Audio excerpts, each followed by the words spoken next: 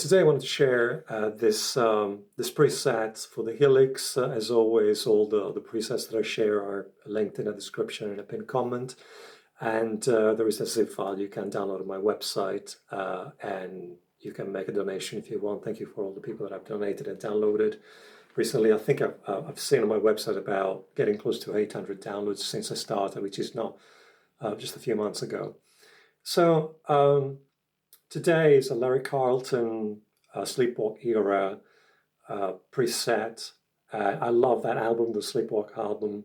I think it's one of the first things that I had. I'm kind of giving my age away here, but I think it's an early 80s album, late 70s era, where he was using a mix of 335 and Valley Arts Strat style guitars, and I'm guessing like a Dumble style amp. So obviously this is a clean sound, but it's quite rich, and it has a really soft attack, lots of dynamic, and the way that when we copen these effects, these sounds, I don't think we should only think of the amp. We should think of all the chain of all the preamps and compressors that the sound went through in the studio. And usually what I do, a bit of a trick here, in the compressor, which is the Lux Comp, I tend to set the knee quite high, and that gives that a transient that is quite smooth compared to some compressor that preserve the attack a lot. So you want to put quite a high compression setting, not a super high mix, like leave some of the original sound and an attack, to taste. But you want to put that knee quite high, so you have a really nice and smooth transient. At least that's how I understand it.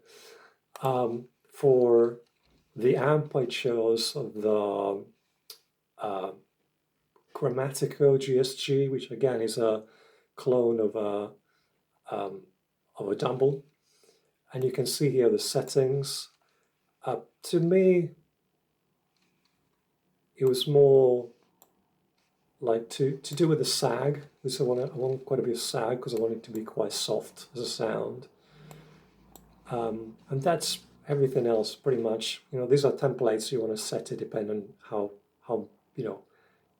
how much output your guitar has, the spec your pickers have. This is again a bit of a trick. This is the reel to reel. It's called a retro reel. It's basically a tape simulation. Sometimes you want to leave a bit of flatter, a bit of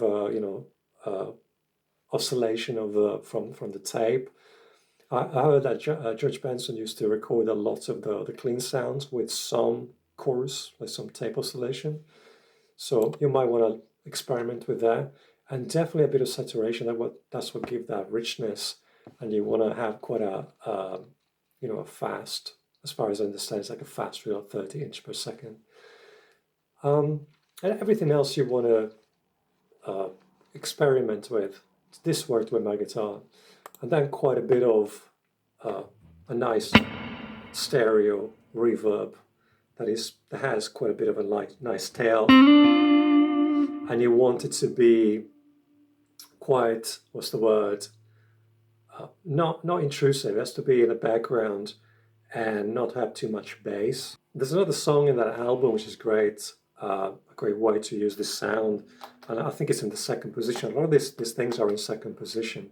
That one actually sounds sounds like it's straight into the desk, but you can use the sound as well. It's very similar. I think it's something like.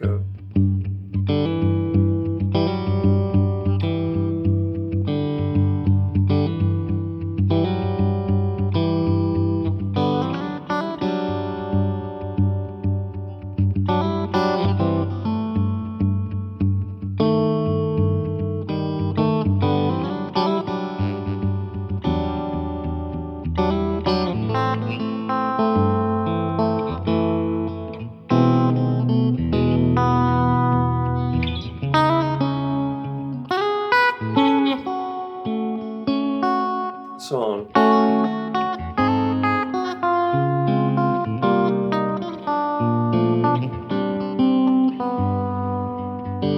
And so on. So it's that kind of sound where you have really like a rich like texture to the sound.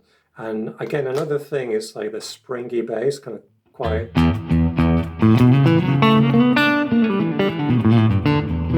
You have quite a springy bass, so to speak. It doesn't. There isn't a headroom that makes it distort. Another thing that I suggest is for you to play with the shoulder of the pick. You want a bit of zing when you play. Because Larry Carlton uses a really light touch.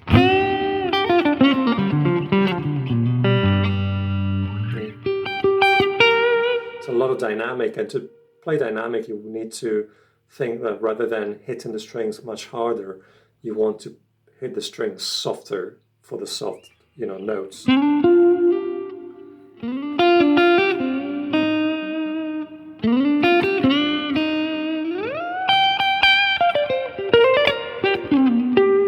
So you want to create the dynamic by hitting the strings really softly and only occasionally pick regularly, basically, rather than go from normal to pick heavy.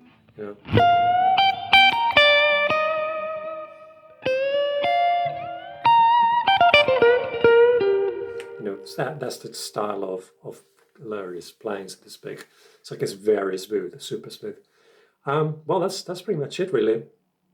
I just wanted to share this. I did it just for a bit of a nostalgic trip. I think that that Larry Carlton album is one of the first albums I've ever bought. I think it was I was trying to study a bit of jazz from a book, an Italian book, and on the last page there was a discography. And I used to live in a very small village in the Alps in Italy. And I think the first time my sister went to London, we're talking about the early 80s, I asked her to try and find some of the albums. And I think this Larry Carlton album was one of the first ones she managed to find as a tape. And there was another Wes Montgomery album. So there's just two albums out of the whole jazz discography. So those were the first two albums. I think it was a good start.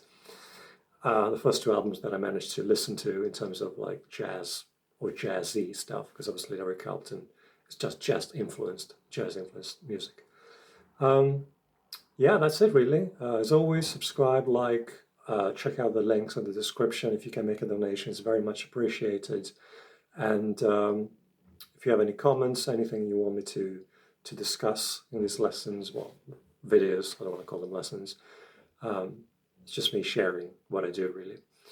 All right, take care. Bye-bye.